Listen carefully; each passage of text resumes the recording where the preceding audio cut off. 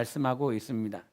우리가 먹고 마시는 말씀에 대해서 하나님의 말씀을 기억할 때 우리가 잘 아는 말씀인가 동시에 가장 오해하고 있는 말씀이 여러분이 가장 잘 아는 시편의 23편에 있는 말씀입니다. 시편 23편을 한 번만 더 보시겠습니다. 시편 23편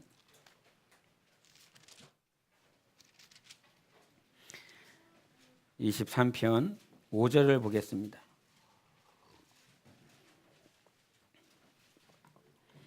시편 23편 5절을 우리 다 같이 합독하시겠습니다. 시작. 주께서 내 원수의 목전에서 내게 상을 차려주시고 기름을 내 머리에 부으셨으니 내 잔이 넘치나이다. 아멘. 이 말씀은 항상 우리가 잘 아는, 너무나 잘 아는 말씀입니다. 그렇죠? 그렇습니까? 네, 시편 23편에 있는 말씀은 너무나 잘 아는 말씀입니다. 그런데 이 5절에 있는 말씀도 아마 여러분이 너무나 잘 아시는 말씀일 겁니다. 그런데 여기서 주께서 내 원수의 목전에서 내게 상을 차려주시고, 이 말씀의 상은 무엇입니까? 여기서 말하는 상은 무엇입니까? 여러분, 제가 물어봤습니다. 물어본 말입니다. 상은 무엇입니까? 여러 상이 나오는군요. 저는 맨 처음에 20편 23편 5절을 봤을 때 이 상을 상급으로 봤습니다. 여러분은 안 그랬군요. 저만 그랬습니까? 상으로 이렇게 누군가로부터 열심히 업적을 쌓아서 훌륭한 일을 해서 누군가가 나에게 상을 주는 그 상으로 오해를 했습니다. 그런데 이 23편 5절에 이 상은 여러분이 말씀하신 것처럼 밥상입니다. 밥상. 어떤 테이블이라고 말을 할 수도 있는데 밥상입니다. 그래서 이 내가 원수의 목전에서 내게 밥상을 차려주시고, 우리 말로 이해를 하자면 그렇게 해석이 됩니다. 그런데 이 밥상을 차려주시는 그 분이 누구 앞에서 밥상을 차려주시냐면 원수의 목전에서 밥상을 차려주시는다는 거예요. 원수의 목전에서. 원수가 다 지켜보는 곳에서 이게 상을 베풀어 주고 있어요. 저는 이 말씀이 너무 신기한 거예요. 또 너무 의외의 말씀인 거예요. 그냥 아무도 나를 어떤 엄습하거나 핍박하거나 박해하는 존재 앞에서 상을 차려주시지 마시고, 정말 가장 사랑하는 분만, 그분과 함께 나누는 밥상이 되기를 원하는데, 하나님은 그렇지 않은 모습들을 이렇게 보이시면서 왜 구태여 하나님께서는 원수 목전에서 밥상을 차려주실까? 그런데 이 신앙생활의 이 모습들을 보면서 이게 너무나 뚜렷한 것이 무엇이냐면, 우리는 하나님이 계심과 동시에 이 세상은 원수 마귀도 공존하는 곳입니다. 하나님뿐만 아니라 원수 마귀를 이 세상 음부 가운데 가둬놓게 하시고, 이 가운데 살아계신 하나님과 원수 마귀와 또한 인간인 영적 존재인 우리를 같이 공존할 수 있는 이 공간으로 우리 하나님께서 우리를 만들어 놓으셨어요. 그러면서 우리 하나님께서 우리를, 내가 이 원수를 보면서, 원수를 우리 주님이 바라보고 계시잖아요. 우리는 때로는 원수가 두렵고 무서운 존재로 그렇게 인식되고 있지만, 하나님은 그 원수를 향해서 내가 지금 누구와 같이 겸상을 하고 있는지 한번 봐볼래? 이런 모습으로 비춰주신다는 사실입니다. 원수가 계속 있어요. 원수가. 조금 우리가 본문에서도 말을 하고 있지만 계속 상을 차려주시고 같이 교제를 하고 사귐을 먹고 마시는 과정들이 있는데, 그 먹고 마시는 과정들을 이렇게 말씀하시면서 주님께서 우리에게 정말 우리가 지금 너희가 우리가 누구와 함께 같이 겸상을 하고 있고 누구와 함께 사귐을 갖고 있는지 한번 보라는 것이지요. 지금 우리는 원수 마귀 본래가 우리 둘째가 이 TV에서 막 이렇게 가위에 눌린다라고 하는 그 표현을 이렇게 패널이 나와서 하는 그 말을 들으면서 가위에 눌린다는 말이 뭔 말입니까? 왜냐하면 사는 날 동안 한 번도 이렇게 해본 일이 없기 때문에. 그래서 가위 눌리는 것이 무엇일까? 그래서 이제 가위에 눌리는 것이 이런 것이다라고 하는 것을 잠깐 이렇게 언급을 해준 적이 있는데, 우리는 본래 원수 마귀에게 짓눌려 사는 존재들이었습니다. 스트레스 받고 질병에 걸리고 억압받고 그러면 꿈에 막 나타나서 도망 다니고, 저는 예수 믿기 전에 이 꿈을 꿀 때도 막 이 뱀들이 막 수십 마리가 저 땅 속에서 꽈리를 들고 있는 그 모습을 보고 기겁해서 막 도망 다녔을 때가 있었습니다. 왜 그런 꿈들이 참 많이 꿔졌는지. 그런데 예수 믿고 나서는 그런 꿈들이 오히려 그런 원수 마귀들, 더러운 존재들이 나오면 삽 그 대가리 있지 않습니까? 삽 대가리를 붙들고 그 대가리를 팍 쳐대버렸습니다. 그러면 그들이 무서워서 이렇게 도망가는 꿈들을 꿀지언정 도망가지 않는 그런 삶으로 하나님께서 꿈을 꿀 때도 그렇게 일하시는 모습들을 보게 되는데, 우리는 예수 믿기 전에 항상 도망치고 무섭고 두렵고 어떻게 살아가야 되나라고 하는 그런 존재들이었습니다. 그런데 그런 존재들이었는데 주님께서 23장 5절을 한 번 더 읽겠습니다. 시작. 주께서 내 원수의 목전에서 내게 상을 차려주시고 기름을 내 머리에 부으셨으니 내 잔이 넘치나이다. 아멘. 우리는 그렇게 도망다니는 존재였어요. 무서워서 두려워 떠는 존재들이었어요. 그런 우리를 우리 하나님께서 내게 상을 베풀어 주시면서 원수야 보라는 것이지요. 마귀야 보라는 것이지요. 더러운 존재들아 보라는 것입니다. 하나님은 우리와 겸상하시는 분이시다. 하나님은 우리와 함께 먹고 마시는 분이시다. 이런 말씀을 해주고 계시는 것입니다. 얼마나 놀랍습니까? 늘 귀신한테, 미혹의 영한테, 마귀한테 쫓겨만 다니고 있었던 우리들. 그런데 그러한 존재들을 하나님께서 친히 불러 모아 주셔서 내가 네 목자다. 내가 너를 선한 길로 인도할 거다. 그런 말씀하시며 사망의 음침한 골짜기에서도 우리 주님께서 나를 지키시고 보호하시며 그 자리에서도 원수가 가득 찬 그곳에서도 원수가 틈타지 못하고 원수가 방해하지 못하도록 우리 하나님께서 함께 우리와 사귈 수 있도록 우리에게 특권을 허락하여 주신 것입니다. 먹고 마시는 것은 그저 우리의 육신이 먹고 마심에 그치지 않고 하나님이 나와 함께 지금 같이 공존하고 계시며 우리 하나님께서 나와 이렇게 겸상을 하시는 은혜를 우리에게 주셨다라고 하는 사실입니다. 그래서 우리가 신앙생활을 하면서 원수의 목전에 내가 늘 앞에 있어요. 어려움 가운데 있어요. 고난 가운데 있어요. 날마다 힘이 들고 어려운 고난 앞에 있어요. 그런데 그 고난 앞에서도 하나님께서는 우리와 함께 먹고 마시고 사귈 수 있도록 우리 길을 인도하시고 우리의 영혼을 챙기시는 하나님이십니다. 그런데 그와 같이 하나님께서 우리에게 상을 베풀어 주실 때 그 상을 베풀어 주는 존재에게 있어서 먼저 그가 어떤 존재인지를 알려면 이 23편 1절에도 말을 했지만 누구만이 나의 목자시라 여호와만이 나의 목자시다. 하나님만이 나의 목자시다라고 하는 확고한 믿음이 있을 때에 그분 주님이 나의 목자입니다. 아무리 힘들고 어려워도요, 이리 때가 있어도요, 늑대가 침탈하여도 그 가운데서 지켜주시는 선한 목자는 우리 주 하나님 한 분밖에 없습니다 라고 고백하는 자들에게 하나님께서는 오늘도 상을 베풀어 주시고 그 상을 베풀어 주신다라고 하는 것이 무엇입니까? 그냥 같이 먹고 마시는 의미가 아닙니다. 육체가 먹고 마시는 의미가 아니라 우리에게 생명을 주시고 우리 하나님께서 하나님의 것들을 우리에게 부어주심으로 5절에도 말한 것처럼 내 잔이 넘치겠다라고 말씀하십니다. 내 영혼의 삶이 하나님의 사랑과 생명으로 넘치게 만드시는 분이 바로 우리 하나님이시라는 거예요. 하나님이 우리에게 복 주신 것 가운데 하나가 뭐냐면 우리는 그냥 하나님의 음성을 듣고 너 그냥 순종해. 내가 너에게 명령했으니까 이 명령 듣고 그렇게 살아.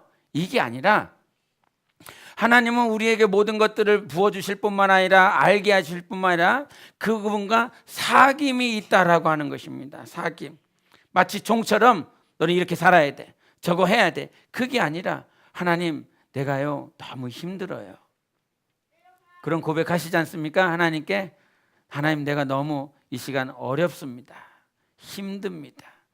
그러면 그분께서 나의 음성을 들으시고 그분이 하시고자 하시는 말씀을 우리에게 주시며 같이 사귐이 이루어질 수 있도록 우리를 축복해 주셨다라고 하는 사실이에요.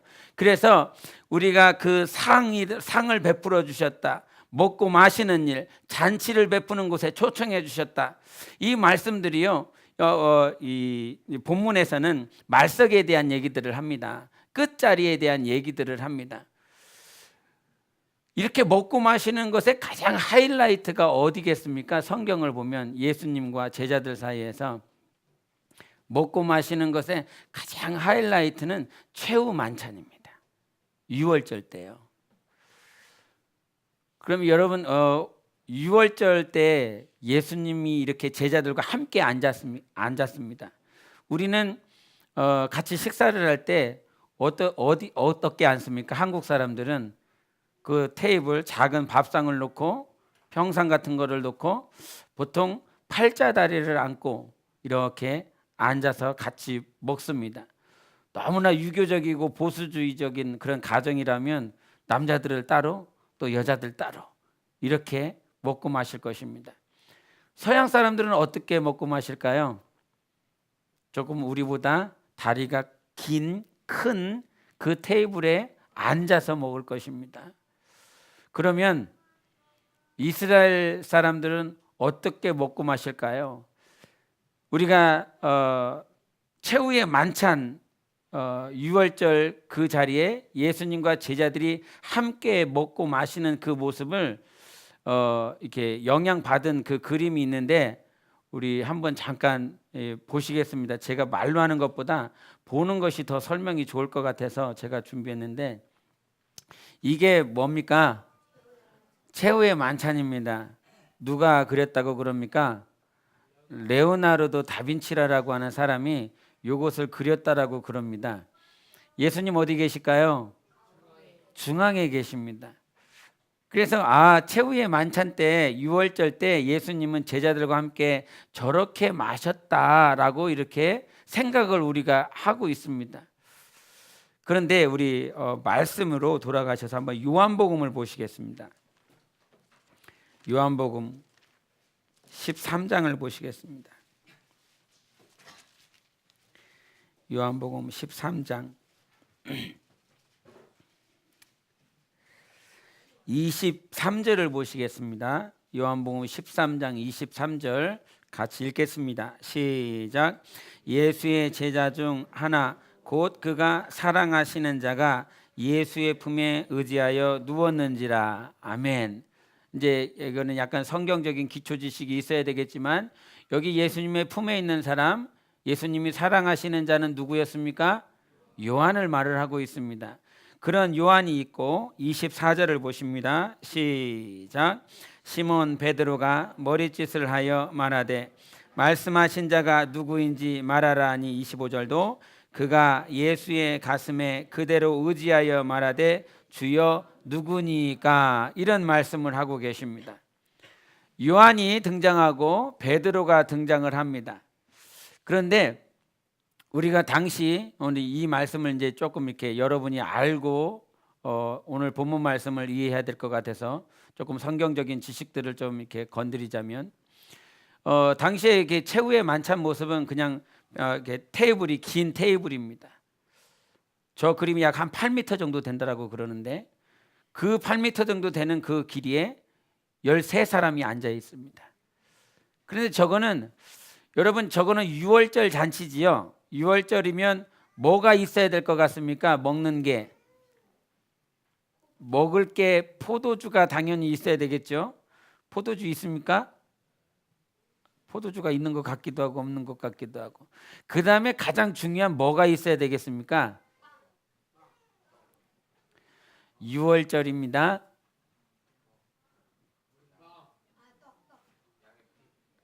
그렇죠. 어린 양이 있어야 됩니다. 양이 있습니까? 멀리서 보시기 때문에 잘 안 보이시겠지만 어린 양이 전혀 없습니다. 양이 없습니다.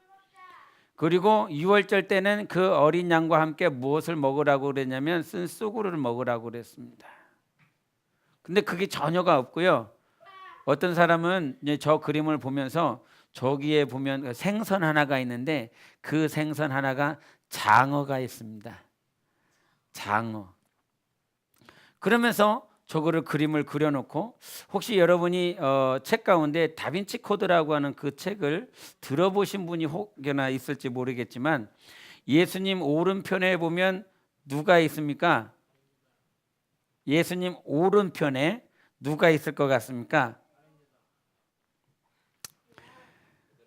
역시 요한이 있습니다. 요한. 그런데 그 오른편에 있는 저 사람을 요한이라고 보지 않고 이렇게 어떤 사람이 그 다빈치 코드를 쓴 사람이 어떻게 말을 하냐면 저는 남자 같지가 않다.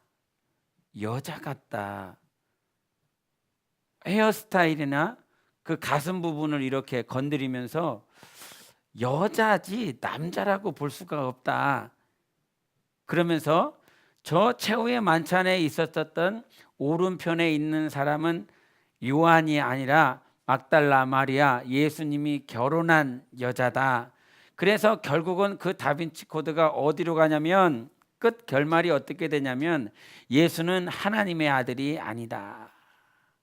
그리고 저 예수님께서 저 여자와 결혼해서 결국은 자손들이 만들어졌고 그 자손들이 결국은 유럽 땅에 흩어져 있다.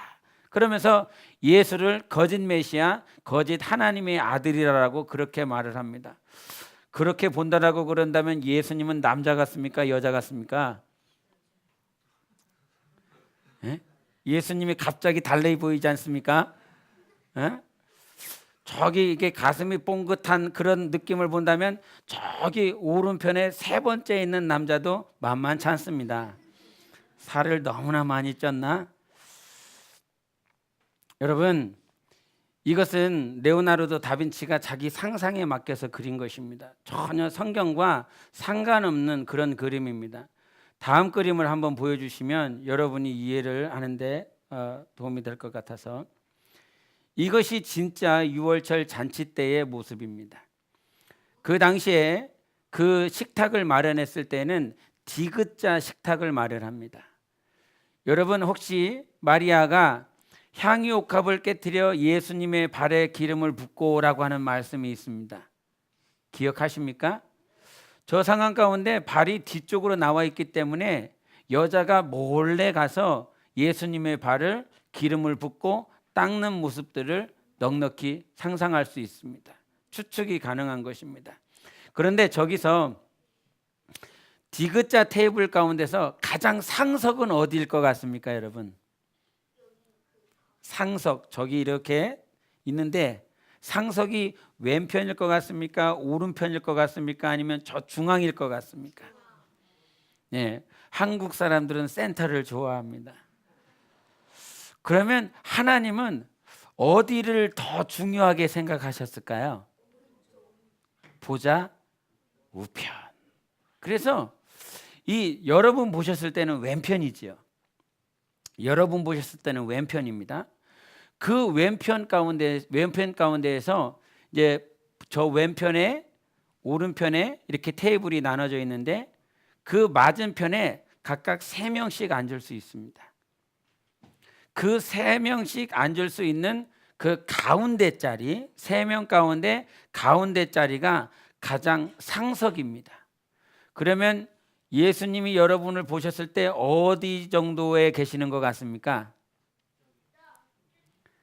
네, 저기지요. 네, 저기입니다. 분명히 여러분도 다 저기라고 말씀하셨을 거예요. 저기입니다. 저기. 또 딴 데 막 생각하시면 안 됩니다. 저기입니다. 저긴데 그러면 요한은 어디 있을 것 같습니까?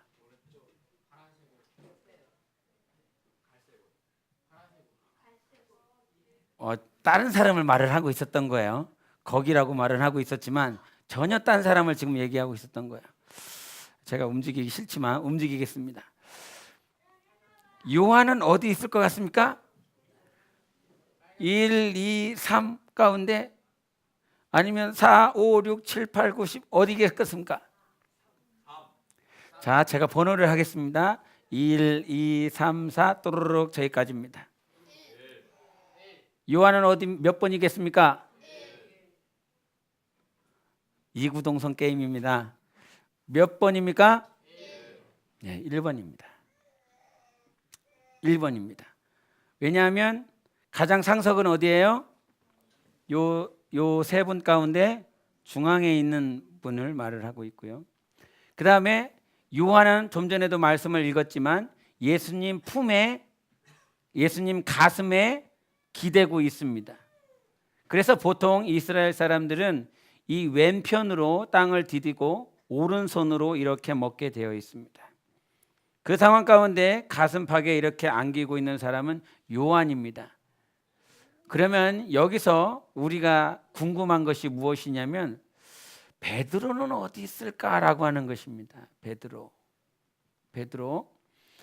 그런데 여기서 지금 베드로가 누구에게 머리짓을 합니까? 요한에게 합니다. 그러면 여기에는 있을 수 있겠습니까? 없겠습니까? 없습니다. 머리짓이 전혀 안 보이기 때문입니다.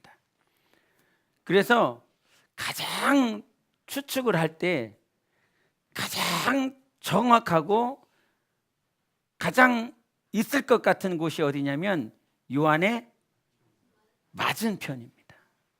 요한의 맞은편. 베드로의 머리짓이 너무나 정확하게 보일 수 있는 곳입니다. 그런데 놀라운 건 뭐냐면 예수님께서 가장 상석에 앉으시고 그 다음에 요한이 자기 가슴팍 앞쪽에 있고 뒷사람은 누구일까요, 여러분? 그렇습니다. 어떻게 알 수 있지요? 예수님께서 떡 하나를 찍어서 그에게 주었습니다. 그러므로 가장 지근거리에 있을 수밖에 없는 것이 가롯 유다입니다. 그래서 가장 사랑하는 자와 정말 예수 그리스도를 팔아버려야 될 원수 마귀에게 속은 제자가 바로 옆에 있습니다.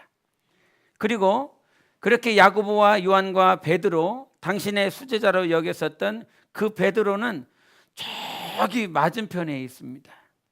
그런데 베드로가 저 앉아있는 그 자리는 이스라엘 사람들에게 있어서 가장 끝자리입니다. 가장 말석입니다. 가장 끝자리에서 지금 앉아있는 것이 베드로예요. 그런데 이 베드로가 이 모든 식탁이나 아니면 이렇게 같이 사귐을 가질 때에 끝자리에 있는 사람이 어떤 한 가지 일을 감당하는데 그것은 무엇이냐면 그 식탁에 들어오는 모든 사람들의 발을 씻겨주는 일을 합니다. 그러니까 그 일들은 가장 천한 사람, 낮은 사람, 서열 가운데서도 가장 맨 끝에 있는 사람이 말석에 앉는 것이고 그 말석에 앉는 사람이 들어오는 모든 사람들의 발을 이렇게 씻겨줍니다. 그러면 여기서는 누가 그 일을 해야 됩니까? 베드로가 할 수밖에 없습니다. 베드로가 해야 됩니다. 그런데 이와 같은 먹고 마시는 최후의 만찬이 벌어지고 있는 이때에 발은 누가 씻겨줍니까? 예수님이 씻겨주십니다. 우리 13장에 있는 말씀을 한 번 더 보시겠습니다. 13장 7절 8절을 같이 보도록 하시겠습니다. 13장 7절 8절 시작. 예수께서 대답하여 이르시되 내가 하는 것을 내가 지금은 알지 못하나 이후에는 알리라. 베드로가 이르되 내 발을 절대로 씻지 못하시리이다. 예수께서 대답하시되 내가 너를 씻어 주지 아니하면 내가 나와 상관이 없느니라. 아멘. 여러분, 우리가 예수님을 씻기는 것이 아니라요, 예수님이 우리를 씻기셔야 됩니다. 예수님만이 우리를 씻으실 수 있습니다. 말석에 있는 베드로는 그 자리에 있는 모든 제자들과 예수님의 발을 씻어내야 될 그런 자리에 있었습니다. 그러나 그는 씻지 않았습니다. 씻겨주지 않았습니다. 근데 예수님이 아셨을까요? 모르셨을까요? 당연히 발을 씻어야 된다라고 하는 사실을 아시지요. 예수님께서 제자들의 발을 씻기기 시작하십니다. 가장 가까이 있는 자들부터 예수님께서 대야와 그 수건을 가지고 한 명씩 한 명씩 씻겨 나갑니다. 그렇게 한 명씩 씻겨 나가고 가실 때 마지막에 있었던 그 말석에 있었던 베드로를 향해서 이렇게 왔습니다. 와서 예수님께서 그의 발을 씻기려고 하실 때 베드로는 감당을 못합니다. 본래는 누가 씻겨야 되는 거예요? 자기가 씻겨야 되는 거예요. 자기가 씻겨야 된다는 그 자리는 가장 천한 자, 가장 낮은 자리가 씻어야 되는 거예요. 씻겨야 되는 거예요. 그런데 예수님께서는 그 가장 낮은 자리에 있는 말석에 있는 베드로가 씻어야 되는데 씻기지 않고 있는 그를 바라보며 예수님께서 친히 일어나셔서 예수님의 일일이 그 제자들을 발을 씻기십니다. 어디 가냐면 가장 상석에 계신 우리 주님이 가장 낮은 자리로 나아가고 있는 것입니다. 가장 높으신 만왕의 왕이신 예수께서 영광밖에 부족함이 없는 그 하나님의 아들께서 가장 낮은 자리, 이 이스라엘 지형에서 가장 낮은 자리는 어디냐면 이 사해입니다. 사해 지역이 우리가 해발의 이 0m라고 그랬죠. 해발의 시작점. 근데 이 사해라고 하는 그 지역은 가장 이 해발 고도보다 더 낮은 곳, 수심이 약 100여 미터 낮은 그 지역입니다. 그 지역까지 내려가는 곳이에요. 그런 의미에서 지형적으로 예수님께서 지형적으로 가장 낮은 자리로 오셨다, 이렇게 예수님께서 낮아짐에 대해서 설명할 때 사용하는 것이 그 지형적인 비유인 것입니다. 그런데 지형적인 모양이 아니라 예수님께서는 당신의 제자들을 일일이 불러 모아 주셨습니다. 그런데 그 불러 모아 주신 예수님의 제자들의 출신들이 다 어디냐면 갈릴리 출신들이에요. 갈릴리 출신들은 사마리아에 있어 그 북쪽에 있는 출신들이었습니다. 이 말은 예수님께서 사마리아 지역에 통과하실 때 그 사마리아 여자가 예수님께서 말씀하셨습니다. 당신 유다인들은 사마리아 사람들을 상종도 하지 않는다. 왜? 우상을 섬기는 아주 더러운 종자라고 여기기 때문에 사마리아 여자들, 남자들, 그리고 북쪽에 있는 모든 북쪽에 거주하고 있었던 사람들을 상종도 하지 않는다라고 그럽니다. 그런데 예수님께서 친히 거기로 가셨어요. 성령을 모셔드리고 당신의 제자들을 처음 부르시기 위하여 가신 곳이 아무도 유다인들은 가지 않는 정치적인 지도자들, 영적인 지도자들, 그렇게 율법사들, 바리새인들, 사두개인들은 전혀 가지 않는 그곳에 예수님께서 친히 가셨습니다. 친히 가시고 그 출신들을 다 일일이 불러 모아십니다. 나를 따라라, 십자가를 지고 와라, 나를 따라야 된다라고 그러며 그들을 다 불러 모아셨습니다. 여러분, 출신들이 아주 하등한 자들이에요. 아무도 신경 쓰지 않는 자들을 주님께서 친히 찾아가신 것입니다. 오늘 대표 기도에도 말을 했지만 가장 연약한 자들, 가난한 자들, 없는 자들을 통해서 지혜 있는 자들을 부끄럽게라고 말씀하신 그 말씀을 이루시는 과정입니다. 그래서 아무도 찾지 않는 자들을 주님께서 친히 찾으셔서 그들을 불러 모아주시고 머리끝부터 발끝까지 원래 신분 자체가, 출신 자체가 가장 저급한 사람들입니다.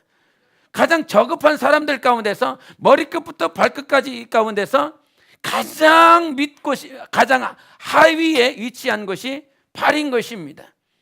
그 발을 예수님께서 상석에 앉아 계셨다가 저 말석에 있는 베드로를 향하여 그 말석에 있는 베드로의 그 다리를, 그 발을 씻기기 위하여 당신이 손수 대야를 가지고 수건을 가지고 당신이 가지고 있는 그 하체를 이렇게 드러내시며 그 베드로에게 향하여 갑니다. 하나님이 우리와 사귐을 갖고자, 하나님께서 우리와 교제하시고자 가장 높은 자리에서 가장 낮은 자리로 그렇게 나아가십니다. 무엇 때문에? 우리가 가지고 있기 때문에, 재력이 있기 때문에, 달란트가 기능이 있기 때문에 그것이 아니라 하나님은 오늘 어떤 자와 사귀냐면 가장 낮은 자와 사귀기를 원하십니다. 가장 천한 자와 사귀기를 원하십니다. 우리는요, 우리 스스로 생각하기를 나는 정말로 아무 어떤 기능도 볼품도 없는 그런 존재라고 생각할 때가 참 많이 있습니다. 그런 어려움 때문에 자기 자신이 힘들어할 때도 있습니다. 그런 어려움 때문에 자기의 부끄러움, 자기의 수치들이 저 밑에 근저에 깔려 있어서 하나님 앞에 나아가지 못할 때가 있습니다. 여러분, 베드로를 한번 생각해 보세요. 좀 전에도 예수님의 수제자에 대해서 말을 했지만 베드로와 야고보와 요한은 예수님이 친히 끌고 다닌 자들입니다. 친히 가르쳐 준 자들입니다. 그런데 저 자리에서만큼은 베드로가 가장 말석에 가 있습니다. 가장 끝자리에 가 있습니다. 내가 사랑을 받아야 되고 이렇게 받아야 되고 하나님의 말씀을 친히 들어야 되고 가장 옆자리에 있어야 될 그 자리임에도 불구하고 베드로는 저 자리에 나아가지 않습니다. 가장 끝자리로 나아갑니다. 참, 우리의 신앙이 무엇일까? 우리가 영적 생활이 무엇일까? 예수님을 본받는다라고 말을 했을 때 예수님을 본받는다라고 하는 것은 가장 높고 높은 자리, 우리가 인간이 다다를 수 없는 자리, 천사도 그 자리에 나아갈 수 없었어요. 천사장도 하나님의 세우신 그 자리에 나아갈 수 없었어요. 그 자리를 틈탔을 때 하나님께서 그를 완전히 저 음부 가운데 가두게 하신 것이 하나님의 자리인 것입니다. 그런 하나님께서 당신의 영광 보좌를 마다하시고 친히 가장 낮은 이 사해 땅끝에 오셨고 그 땅끝에 오셨을 뿐만 아니라 천시받고 스스로도 무시하고 스스로도 자기 민족끼리도 자기 혈통이 똑같은데도 불구하고 무시하는 자들. 여러분, 아까 좀 전에도 우리 13장에도 읽었지만 22절을 한 번만 더 보시겠습니다. 22절 같이 읽겠습니다. 시작. 제자들이 서로 보며 누구에게 대하여 말씀하시는지 의심하더라. 21절은 제가 읽겠습니다. 예수께서 이 말씀을 하시고 심령이 괴로워 증언하여 이르시되 내가 진실로 진실로 너희에게 이르노니 너희 중 하나가 나를 팔리라 하시니. 너희들이 나를 팔 거다. 그러니 그 말을 다 들었습니다. 지금 저 자리에서 다 들었습니다. 똑같이 지금 거리에서 다 들었습니다. 너희들 가운데 하나가 나를 팔 것이다. 이 말을 12명의 제자들이 다 들었습니다. 그랬더니 나오는 현상이 무엇입니까? 서로 의심하더라. 서로 의심하더라. 의심은 왜 됩니까? 의심은 왜 되는 거죠? 아니요, 그게 그래서 되는 게 아니라 의심은 나는 그런 존재가 아니다라고 하는 자기만의 정의가 있기 때문에 의심이 되는 것입니다. 자기가 의심할 만한 거리와 행동과 언사를 가지고 있다라고 그런다면 자기를 감추기 바쁘지요. 그런데 서로 의심하고 있는 거예요. 서로. 우리가 신앙생활하면서 서로 의심할 만한 그런 상황들, 근데 그 의심을 하고 있다라고 하는 건 자기는 의롭다라고 하는 것입니다. 자기는 옳다라고 하는 것입니다. 그렇게 서로를 막 의심하며 나는 안 팔 거야, 나는 팔 존재가 아니야, 그런 존재들이었지만 결국에는 다 그 십자가 앞에서 그 겟세마네에서 예수님께서 붙잡혀 가실 때 다 하나도 남김없이 예수 그리스도를 다 떠나버렸습니다. 먹고 마시는 호화로운 좋은 환경들 가운데서는 나의 신앙이 옳고 내가 하나님 앞에 온전하게 서 있는 것 같은 그런 모습들 가운데서 서로 상대방을 의심하며 자기 안에서 불의와 생각들을 다 가지고 있으면서도 그렇게 표출하지 않았었던 그들을 향해서 다 의심하고 있는 모습들이 보이는 거예요. 예수님이 다 의심하고 있구나 서로를. 그런 그들을 향해서요, 주님께서 당부하시는 말씀이 13장 34절 35절입니다. 13장 34절 35절을 우리 다 같이 보시겠습니다. 시작.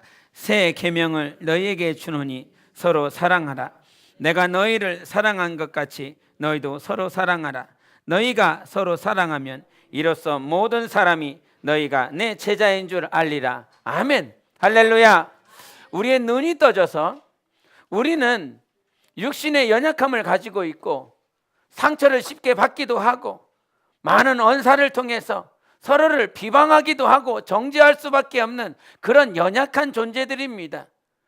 그런 우리들의 모습, 예수님의 제자들만의 모습이야, 이게 아니라 우리도 주님께서 붙잡아 주시지 아니하면 서로 의심할 수밖에 없는 그런 존재들입니다.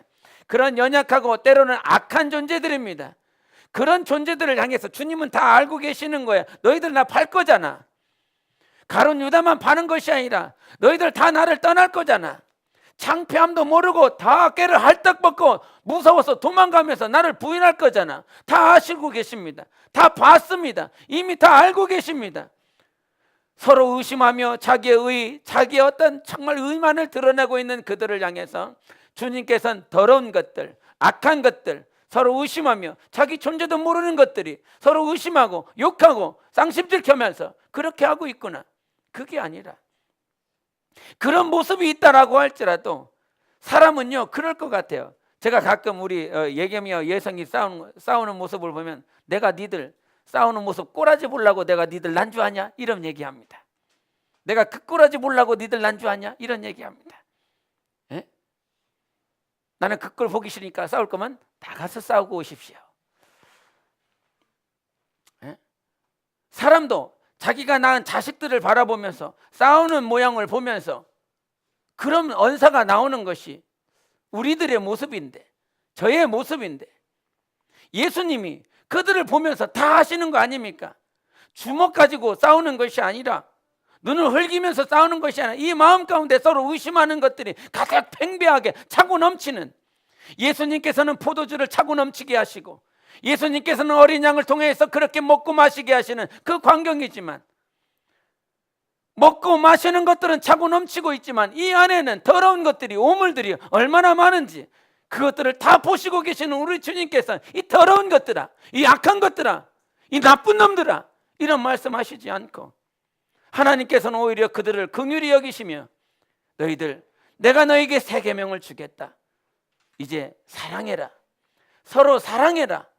서로 의심하고 있는 존재들 앞에서 예수님께서는 우리에게 명령하여 주셨습니다. 너희가 서로 사랑할 때에 너희가 나의 참 제자가 되리라 말씀하여 주신 것입니다. 여러분, 우리가 벗어버려야 될 것이 있습니다. 의심하고 악에게 휩싸여 있고 더러운 것들에 휩싸여 있는 우리들을 보면서 우리가 그렇지 않는다고요? 아니요. 지난 한 주간의 모습들을 보면 더러운 모양들 너무나 많이 있습니다. 서로 눈에 앞에서 보지 못하였기 때문에 당신이 어떠한 행동을 했는지 어떠한 말을 했는지 모르겠지만 우리 주님은 다 보고 계시지 않습니까? 다 알고 계시지 않습니까? 그런 우림에도 불구하고 너희들 사랑해야 된다.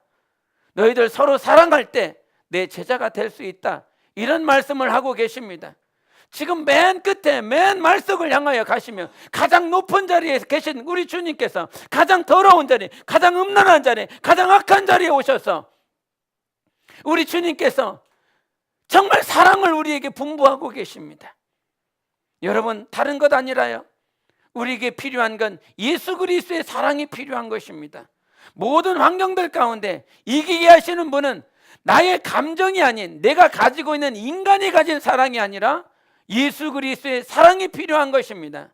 하나님의 그 사랑이 우리를 변화시켰고 하나님의 그 사랑이 십자가의 그 보혈이 오늘도 구원받은 우리의 영혼이 되게 하셔서 예수 그리스도께서 친히 예수님의 발을 씻겨주셨던 것처럼 발을 씻겨주신 건 더러움이 있다는 거거든요. 악한 것이 있다라고 하는 거거든요. 그러나 여러분, 예수님께서 우리의 발을 씻기셔야 우리는 그분의 것이 될 수 있습니다. 반드시 그러한 역사가 있어야 됩니다. 내가 예수님께서 오셔서 내 발을 씻기지 않는다라고 하는 건 내가 그분을 부정하는 것입니다. 내가 그 점을 부인하는 것입니다. 당신은 내 발을 씻을 수 있는 존재가 아닙니다. 마치 다빈치 코드에 썼던 그 저자처럼 예수 그리스도를 거짓 선지자로, 거짓 하나님으로, 거짓 메시아로 치부할 뿐인 것입니다. 예수님께서 베드로에게 하신 말씀을 우리가 유념히 봐야 될 것이 8절 한번 더 읽겠습니다. 13장 8절. 13장 8절 같이 읽습니다. 시작. 베드로가 이르되 내 발을 절대로 씻지 못하시리이다. 예수께서 대답하시되 내가 너를 씻어주지 아니하면 네가 나와 상관이 없느니라. 여러분, 이 말씀은 너무 친근한 말씀입니다. 내가 너를 씻어주지 아니하면 네가 나와 상관이 없다, 이런 말씀을 하셨는데, 상관이 없다라고 하는 말이 무슨 말일까? 상관, 서로가 관계가 같다는 말이, 이 말이 상관입니다. 그런데 성경은 그렇게 말하지 않습니다. 성경의 본래 의미는 그것이 아닙니다. 우리 에베소서를 보시겠습니다. 에베소서 4장을 보시겠습니다. 에베소서 4장 16절을 보시겠습니다. 에베소서 4장 16절 우리 한 목소리로 읽겠습니다. 시작. 그에게서 온몸이 각 마디를 통하여 도움을 받음으로 연결되고 결합되어 각 지체의 분량대로 역사하여 그 몸을 자라게 하며 사랑 안에서 스스로 세우느니라. 아멘. 여기서 상관없느니라라고 말씀하신 그 상관의 의미는 헬라어로 메로스라고 그럽니다. 그런데 이 메로스라라고 하는 뜻은 무엇이냐면 내 부분이다, 이런 뜻입니다. 내 부분. 그 다음에 어떤 지역을 이렇게 말을 합니다. 모든 토탈 전체적인 지역 가운데서 이 한 부분, 지역, 지방을 말을 할 때도 메로스라고 하는 단어를 씁니다. 그럼 여기서 16절에 있는 메로스의 뜻을 가지고 있는 말씀은 무엇이겠습니까? 지체입니다. 지체. 즉 내가 너를 씻지 아니하면 너는 나의 지체가 아니니라는 것입니다. 예수님께서 오늘 우리의 발을 씻어주시고 우리의 죄악을 씻어주시고 우리의 악을 벗겨주시고 우리의 연약함을 친히 담당해주시고, 그렇게 우리 주님께서 십자가의 보혈로 우리 모두를 씻어주실 때에 우리는 비로소 그분의 지체가 되는 것입니다. 그분께 확실히 붙어있는, 그분과 떨어지지 않는 확실한 지체가 될 수 있는 것입니다. 오늘 주님께 내가 씻어야 되는 것입니다. 예수님, 내 영혼을 씻어달라고 몸부림쳐야 되는 것입니다. 주님이 나를 씻어주지 않는다면 나는 그분의 지체가 아니라는 뜻이에요. 그분의 한 부분이 아니라는 것이에요. 우리가 한 손가락이 하나가 떨어져서 멀리 내 몸을 벗어나 버린다면, 이 몸이 아무리 성한다라고 할지라도 그렇게 떨어져 버린 그 손가락 하나는 어떻게 할 방법이 없습니다. 내가 아무리 더럽고 내가 아무리 음란하고 부정하고 서로 시기하고 미워하는 마음이 있어도 오늘 예수님께 씻음을 받을 때에 나는 그분의 지체가 될 수 있는 것입니다. 나는 너와 상관이 있기를 원한다. 나는 너희들의 모든 지체의 몸이 되기를 원하며 머리가 되기를 원하시는 분이 우리 하나님이신 것입니다. 여러분, 가장 높으신 분, 가장 그 인간은 그 누구도 다다를 수 없는 그 영광의 보좌에 계셨던 그 분이 최후의 만찬 가운데 가장 말석에 있었던 베드로를 향하여 친히 발 닦아주는 그 자리를 감당하시고 나아가셨던 것처럼 오늘 우리에게 주님이 오셔야 되는 것입니다. 항상 가장 끝자리, 우리는 가장 끝자리에 있어야 됩니다. 할렐루야. 가장 말석에 있어야 되는 것입니다. 주님께서 우리에게 신신당부하는 것이 무엇입니까? 높아지려 하는 자는 낮아질 것이다. 그러나 낮아지려 하는 자는 반드시 하나님께서 높아지게 하실 것이다 라고 말씀해 주셨습니다. 그런데 어떤 사람들은 또 이런 생각해요. 낮아져야 높아질 수 있어. 낮아져야 높아질 수 있어. 뭐를 원하는 거예요? 낮아지려는 것이 아니라 높아지려고 하는 그 마음이 있습니다. 우리는 그냥 주님, 내게 낮아질 수 있는 마음 주세요. 말석에 갈 수 있는, 끝자리에 갈 수 있는, 그렇게 예수님이 친히 같이 다녔었던 수제자였었던 베드로도 그 마지막 끝자락, 저 말석에 가서 그냥 앉아있는 모습. 그렇다고 해서 우리 주님께서 베드로를 사랑하지 않겠습니까? 베드로를 쓰시지 않겠습니까? 베드로를 버리시겠습니까? 하나님은 그러신 분이 아닙니다. 저 영광 보좌에서 친히 낮아주셔서 당신의 사랑을 우리에게 친히 베풀어 주셨고, 그 베드로의 모든 삶 가운데서 사도행전 전반부를 우리 하나님께서 베드로를 통하여 역사하신 모습들이었습니다. 하나님은 오늘 우리에게 더 가까이 오시기를 원하십니다. 대중심 더 깊은 곳에 오시기를 원하십니다. 그렇게 우리 하나님께서 우리에게 친히 오셨어요. 지난 주간이었나요?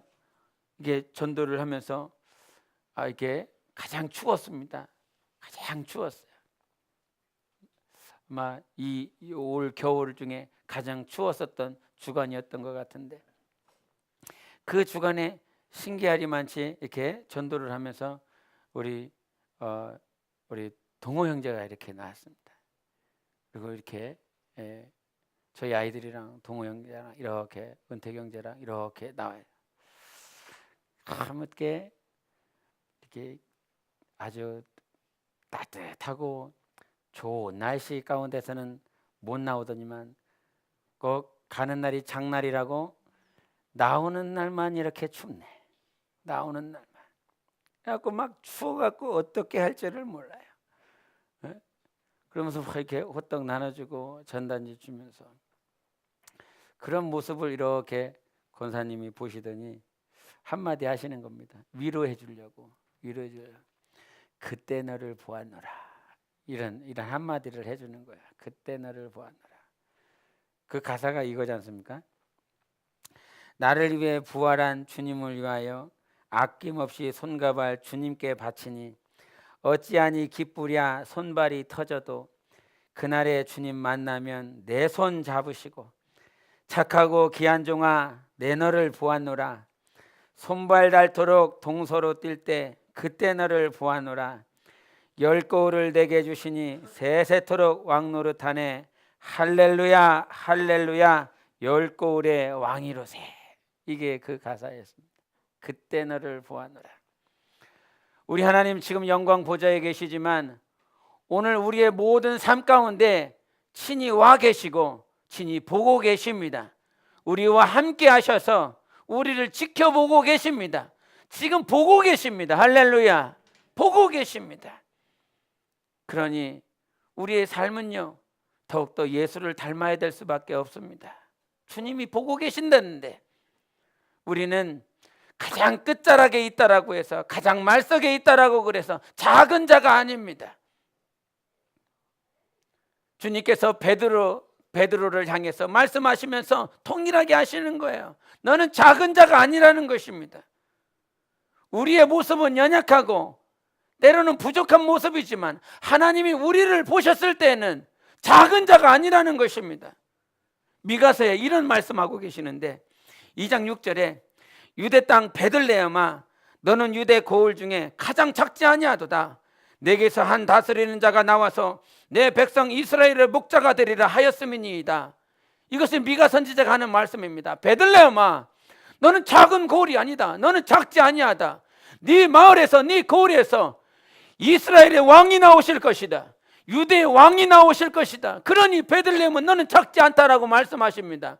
여러분 이 말씀도 베들레헴이 작지 아니하다라고 말씀하셨는데 우리 안에 누가 계십니까?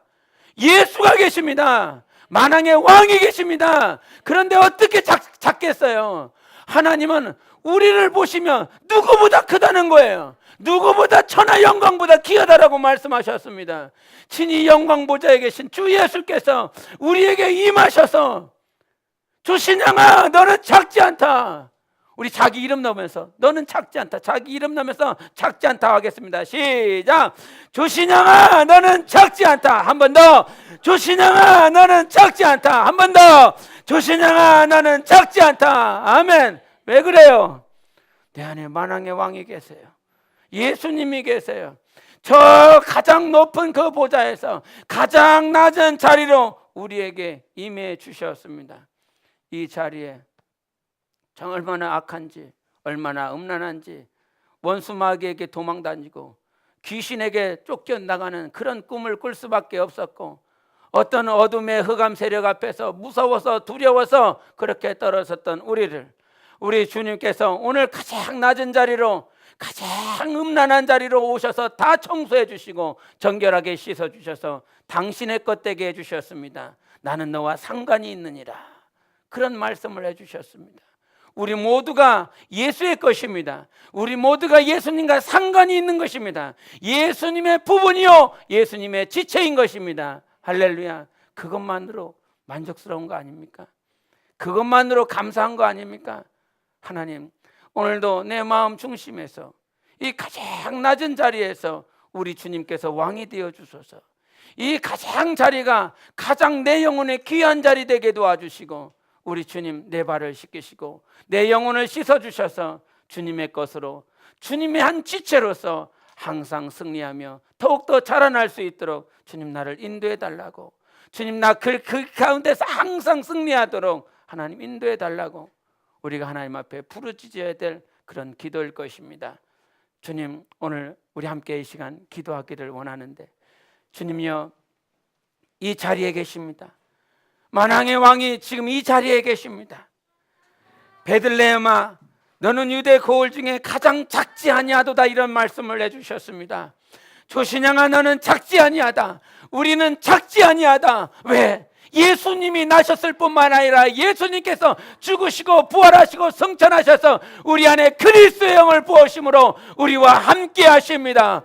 하나님 아버지, 오늘도 주 예수 그리스도의 영광이 우리 안에 가장 귀한 자리 가운데서 충만하게 도와주시고 그 최후의 만찬 자리에서 우리 하나님께서 포도주를 차고 넘치게 부으신 것처럼 우리 영혼 가운데 하나님의 사랑과 하나님의 생명을 부어주시옵소서. 하나님의 능을 부어주시고 하나님의 지혜를 부어주시고 하나님의 것으로 내 자리가 채워지게 해달라고 예수의 외치고 기도하시겠습니다.